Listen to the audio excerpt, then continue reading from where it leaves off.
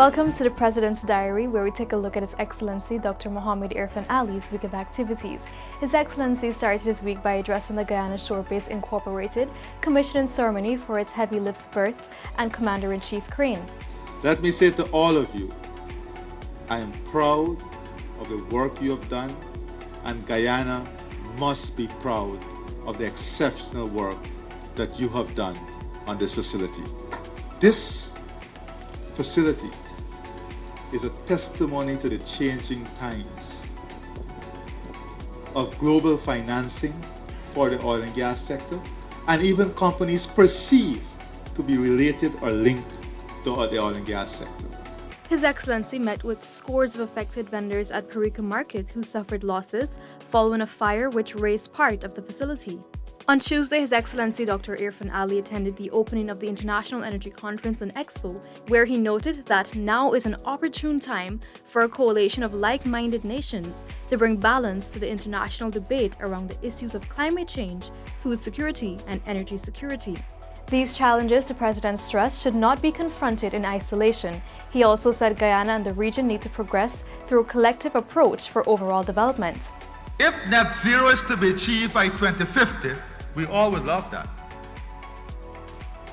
The investment gap per year in renewable energy in emerging and developing economies is US $1.35 trillion. Reality. If we are to achieve net zero by 2050, there's a set of action that is required, that requires investment. The gap, I'm not speaking about the capital formation, the gap to achieve this in an annualized way is 1.35 trillion US dollars for emerging and developing economies. Let us come closer to home. How do we, in this global environment, get the capital that is required to move to renewable?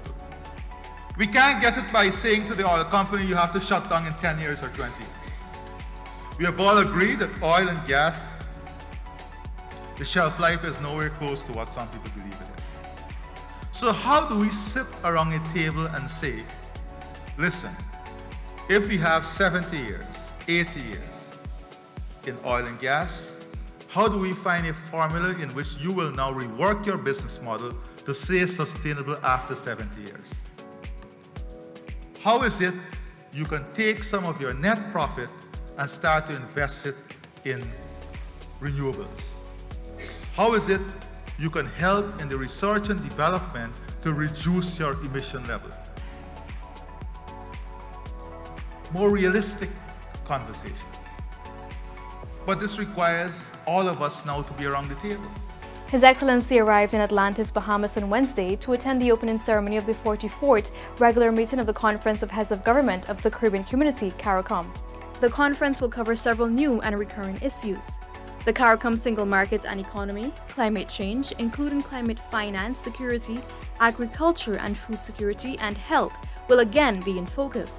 President Dr. Mohamed Irfaan Ali held discussions with the Minister of State for International Cooperation in the United Arab Emirates, Her Excellency Reem Al Hashimi, and her delegation on Thursday.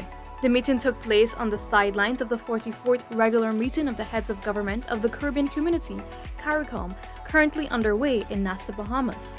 The Head of State and the UAE delegation discussed preparation plans for COP28 to be held in the UAE and Guyana's partnership.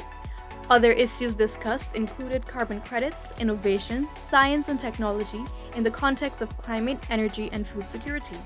On Thursday, His Excellency met with the UN's Food and Agriculture Organization's FAO Assistant Director General and Regional Representative for Latin America and the Caribbean, Mario Lubitkin, and his delegation in the Bahamas. Discussions centered around plans leading to Guyana's hosting of the FAO conference in 2024 and how the organization and Guyana can collaborate towards a more resilient and sustainable food-secure region. President Ali also participated in discussions during the first preliminary session of the Heads of Government Conference. He met with the president of the African Export-Import Bank, Professor Benedict Orama, in the Bahamas. During the meeting, the president was also presented with the Caribbean Partnership Agreement, which consolidates the bank's efforts to promote and develop South-South trade, specifically between Africa and the Caribbean. This was the President's Diary, where we took a look at His Excellency Dr. Mohammed Irfaan Ali's week of activities. Thank you for watching. Do join us again next week.